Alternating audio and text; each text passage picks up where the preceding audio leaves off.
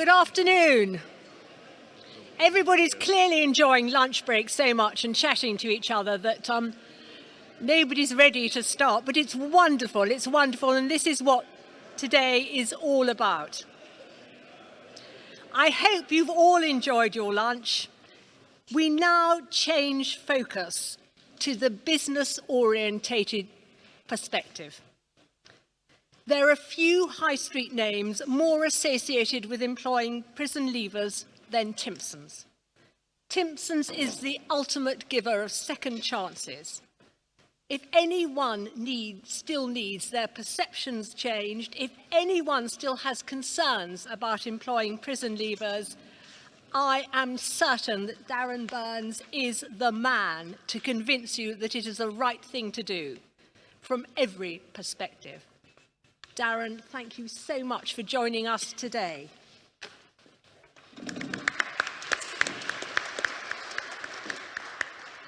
Thank you for that wonderful introduction. No pressure. Okay, so I've got probably the worst slot of the day because it's after lunch, and the lunch, by the way, was fantastic, so thank you very much. So if any of you want to nod off because you've had one too many cakes or sandwiches, feel free. I'm sure you can catch up later. So I just thought today what I would do, rather than give you death by PowerPoint, instead I would just talk quite informally about our business. Firstly, who we are as a business, in case any of you aren't really aware. But then how the Timpson Foundation came about, our four main streams of recruitment within the Timpson Foundation for marginalised groups, predominantly ex-offenders, and then what we'll do is we'll finish off on the main reasons why we do it, both the kind of societal reasons and the business reasons.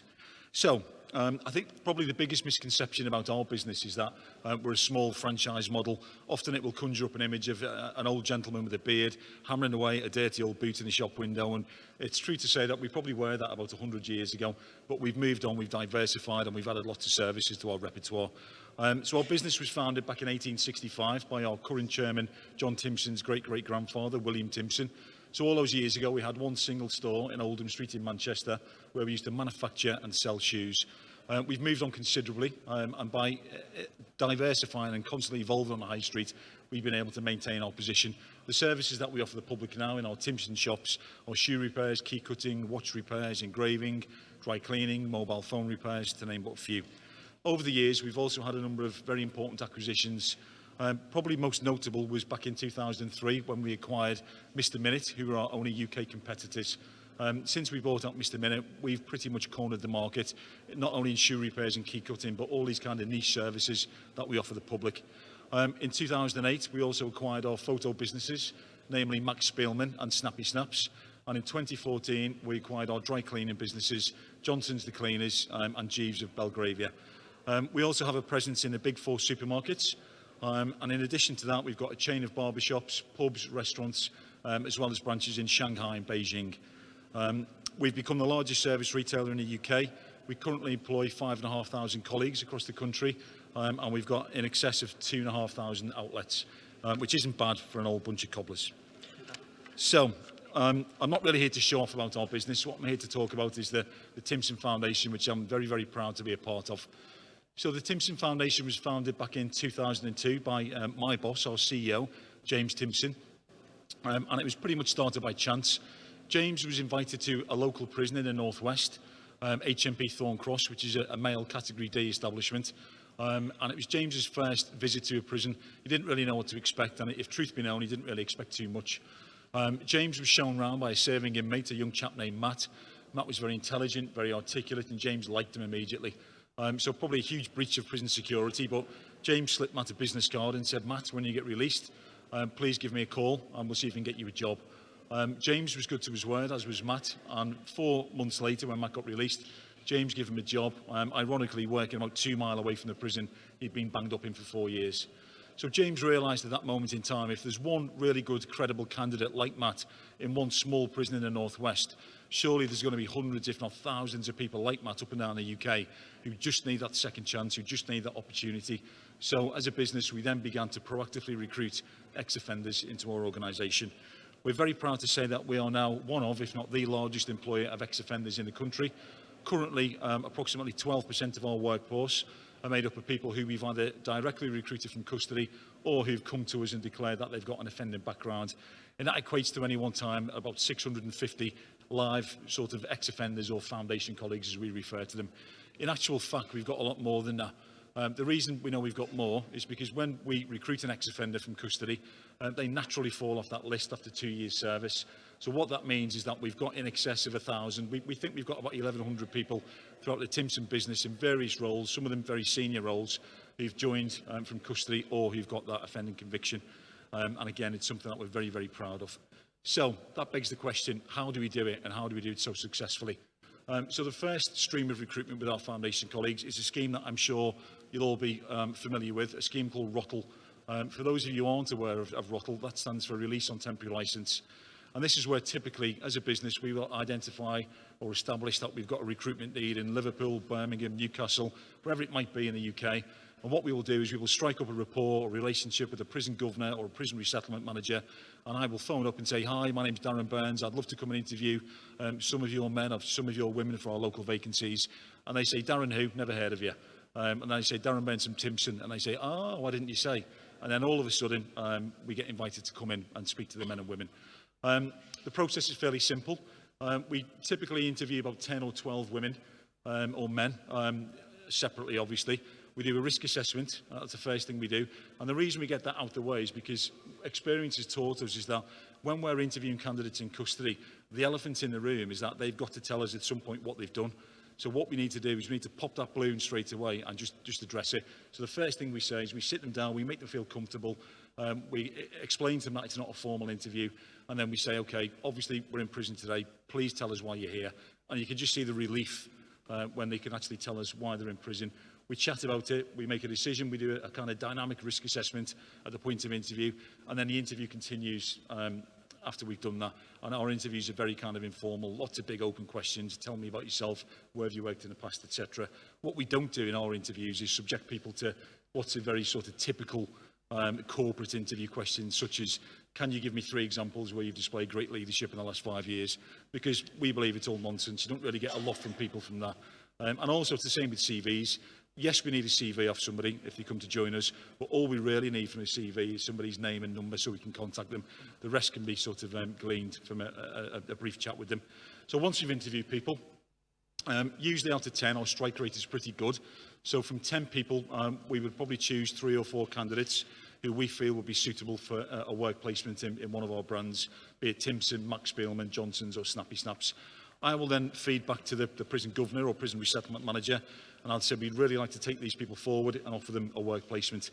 The prison will then draw up what's called a licence, which is a legal document which enables serving prisoners to leave prison every day, go and do a full day's work in one of our network of high street stores paid at national living wage, and then they will return to prison of an evening and get locked behind a door.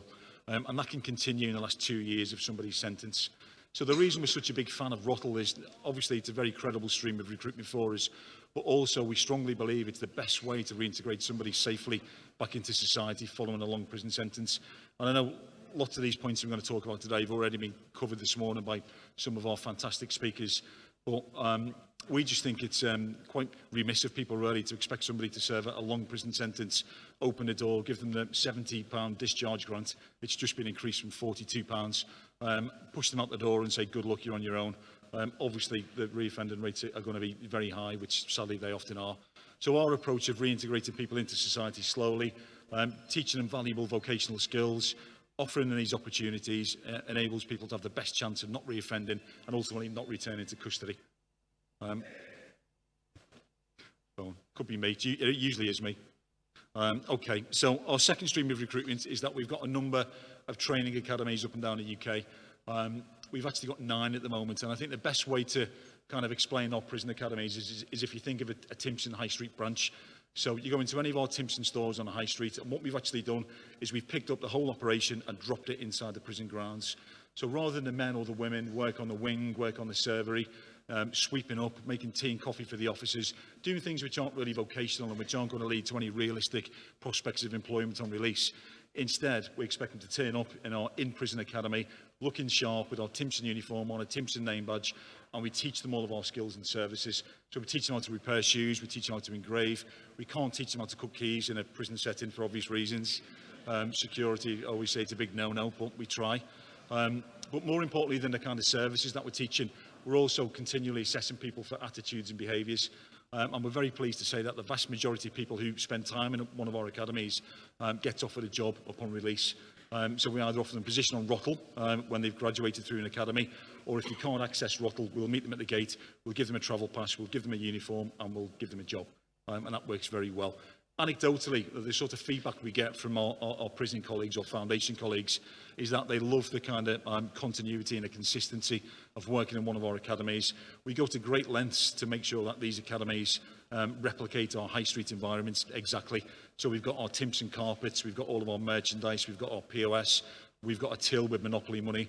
So we really do go to great lengths to make sure it's exactly the same. And often what we find is when prisoners do get released, they find themselves being resettled, often sort of 50, 60 miles away from the academy they were in. It's exactly the same, and it's like a warm hug for them when they come in and work with us. So yeah, that's another very credible stream of recruitment. Our third recruitment stream is that we will interview people in custody for positions post-release. And this is because usually the prison that they're in doesn't offer Rottle because of the security category. So, for instance, it might be, I don't know, a closed women's prison, or a Category B or a Category C prison that doesn't offer Rottle. And what we do in those circumstances is go in, risk assess people, interview them. Successful candidates will then, we'll exchange details, and we'll arrange to meet them at the gate, give them a travel pass, a uniform, and give them a job. And again, that works very well. What we find with the interviews for positions post-release is that we have lots of success with female people in custody, and that is because women are sometimes subjected to very short sentences, which can be hugely damaging. So what we find is that women can often receive sort of 6 to 8 week sentences, and during that time they can have a catastrophic kind of impact on their lives.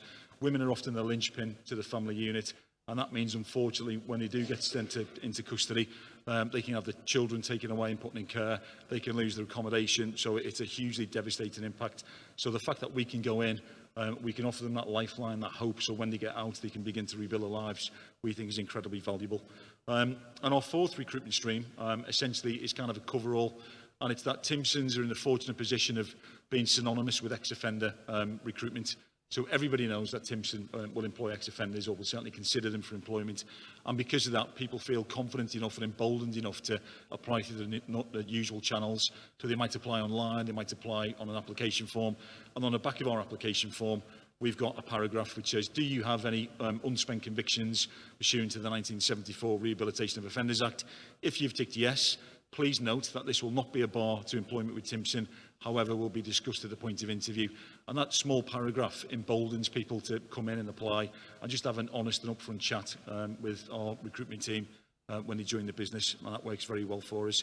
We also work very closely with our partners, such as the New Futures Network and the MOJ, as well as police, probation, and lots of other third sector organisations which send people or refer people to us for employment. In the bad old days, we've made lots of mistakes, and what we were finding is that we were getting people with often the best of intentions, who were forwarding people to us who weren't really work ready. Now, that might be for a number of reasons, but whatever the reason was, unfortunately, we couldn't give these people jobs. So rather than now promising people employment through a referral, what we do now is we promise to interview them, and we take them through our own risk assessment process and our own interview process, and the successful candidates get offered jobs. So, what sort of people do we employ? The recruitment policy in Timpson is a strange one and a good one, but I would say that because I wrote it. We essentially recruit people with big personalities, and whilst that's very subjective, what it means for us generally is that we like people to be great communicators, we like them to be presentable, we like them to be able to engage with our customers and ultimately provide them with great customer service. So the people that typically do very well in our business are the people who are very confident, very outgoing, very chatty sort of individuals. And what we do is we're very realistic about the people who are work ready. We estimate that only probably 1/3, unfortunately, of the prison population are actually work ready. And that means that the other 2/3 of people in custody have got lots of complex needs and issues surrounding mental health, addiction, homelessness, or unfortunately a combination of all three. And whilst we're very keen not to throw these people on the scrap heap, our strong belief is that this is when other agencies and other organisations should come in and get these people to a position where they are employment ready, and only at that point should they be put in front of employers. But as I said, we're very keen not to consign these people to the scrap heap, and we have got options to help this sort of cohort, and typically that's work experience. Work experience is something very, very important to us. And what it means is it enables us to offer opportunities to people to experience what it's like in the world of work. It's great for the confidence, it's great for the self-esteem, but there's protection for us as a business because there's no obligation to employ these people, but it can be a really important sort of bridge between work experience and then full-time employment. So that's something we're a huge advocate of. We also challenge the myths perpetuated in the media that prisons are full of heavily tattooed thugs who can't string a sentence together.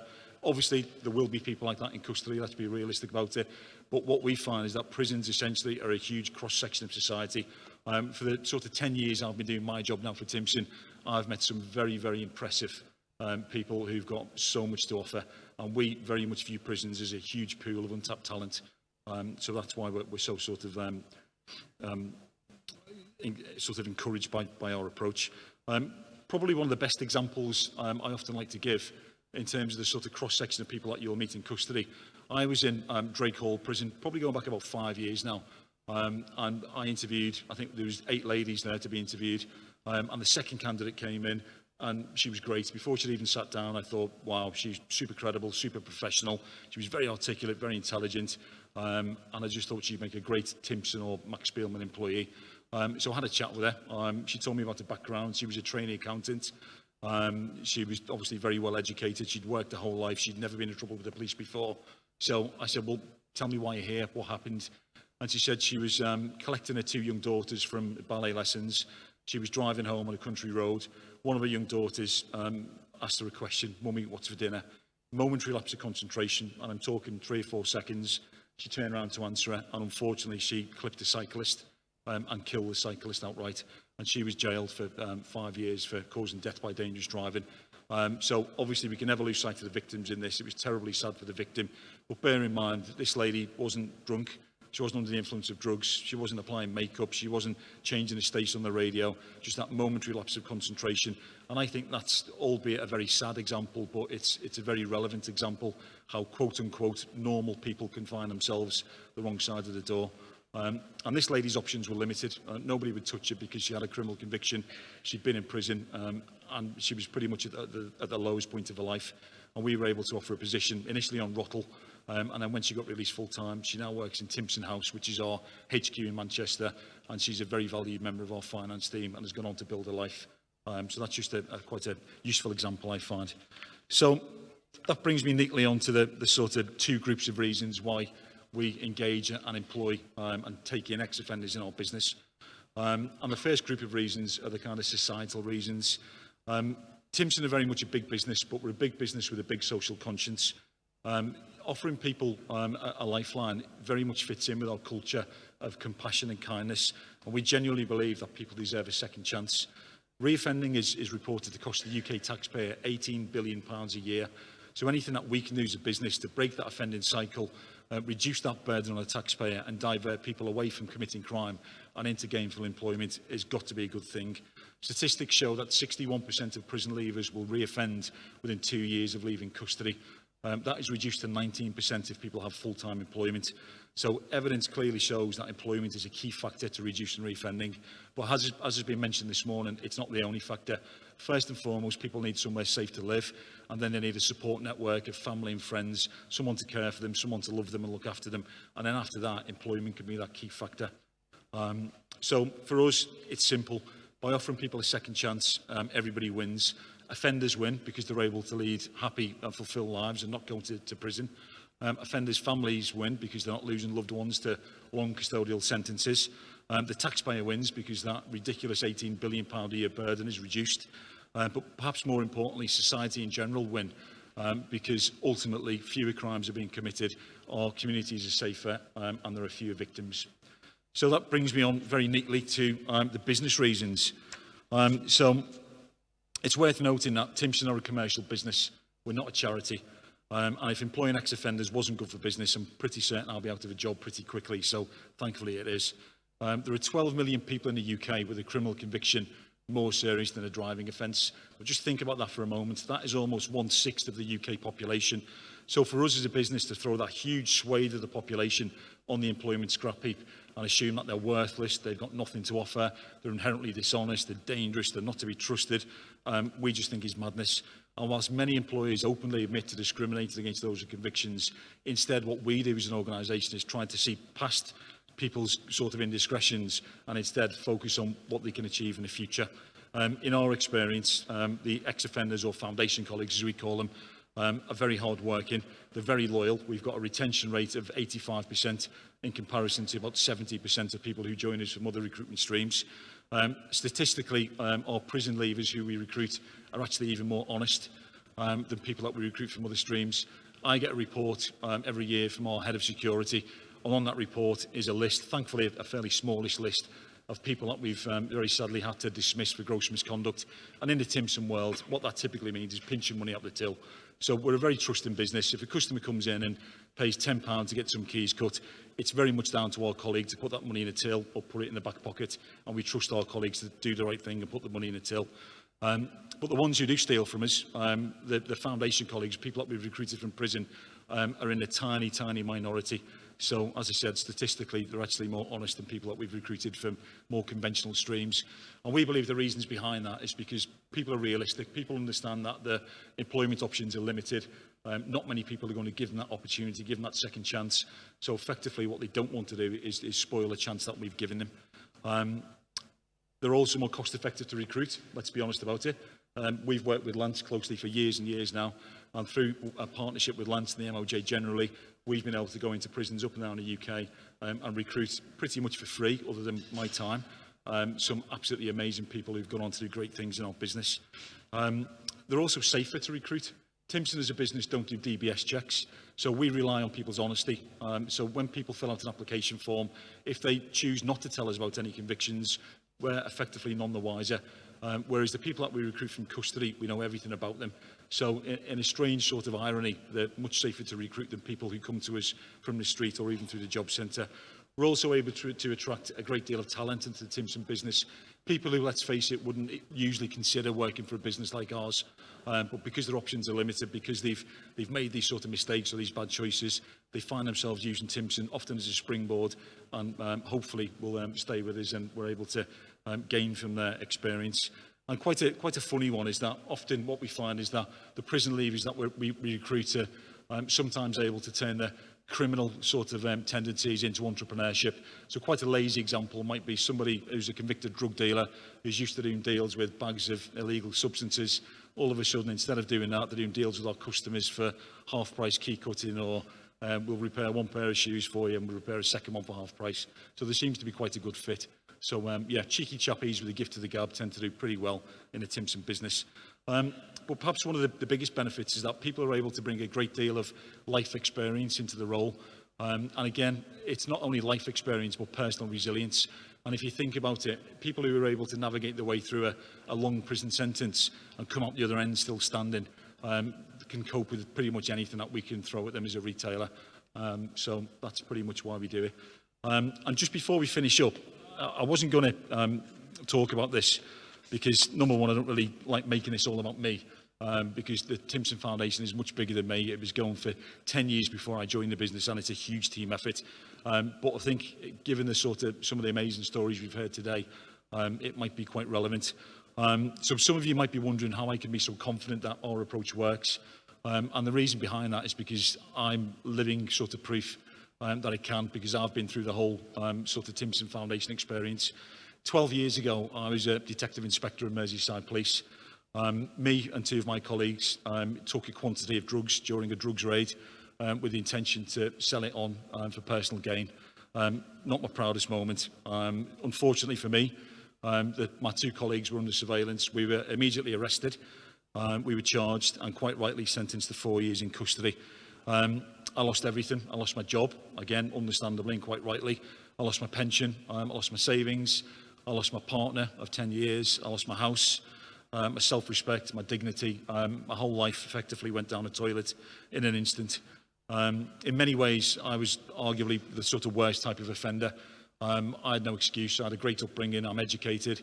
My parents were absolutely fantastic. We had lovely holidays growing up. And the uncomfortable truth is that I succumbed to greed.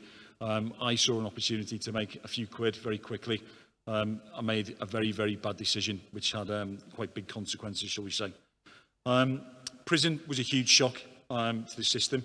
It was a very dehumanising experience. I remember the overwhelming feeling of hopelessness and the kind of frustration. But I think the worst thing of my actions for me was the kind of massive negative impact it had on my family and friends. All the upset and embarrassment and worry that I caused them will stay with me forever, really. But I was one of the lucky ones. 6 months before I was released, a poster went up on B Wing, where I used to live. And on that poster it said that a representative from Timpson was going to come into the prison and be interviewing people for jobs. If truth be told, I didn't know much about Timpson. I think I had my school shoes repaired there a couple of times and maybe bought some laces, but other than that, didn't really know much about them. So I put my name down, didn't really expect much from it. I was interviewed, I passed the interview, and I was offered a position on Rottle in the last 6 months of my prison sentence. So I left prison every day, and I learned to repair shoes quite badly, I have to say. So apologies if I've ever repaired anyone's shoes, but I'm not the best shoe repairer, but what can you do? But I was made to feel welcome from day one. So even before I joined Timpson, I was thinking I'm not going to be welcomed into the team. I'm going to be met with suspicion. There's going to be snide comments left, right and centre. But the opposite was true. I was welcomed on day one. I had the mickey taken out of me something ruthlessly, which was quite good and a really good way to break the ice. And the guys really, really looked after me. And it was at that moment I thought, what an incredible organisation that will embrace somebody like me into the business and treat me really, really well. And they fed me, because prison food's dreadful. So they would get the partners and they would cook me nice food and bring me things in, which was lovely. So when I got released, I ended up going to meet with James Timpson. I told James my experience, my story, and James said, yeah, that's all very good. Now go away and work in a branch. So I took my chin off the floor and went to work in a branch for another 12 months. James then came to meet me and offered me the job in the Timpson Foundation. And I've absolutely got, I think, the best job in the world. I get to help people. I get to meet them at the sort of lowest point in their lives and offer them that lifeline and offer them that second chance. And on a personal note, I get a real kick out of being able to do that. So essentially, I'm living proof of the transformative power of employment, and essentially that good people can do bad things. So thank you for listening, and I'll be very happy to answer any questions later on.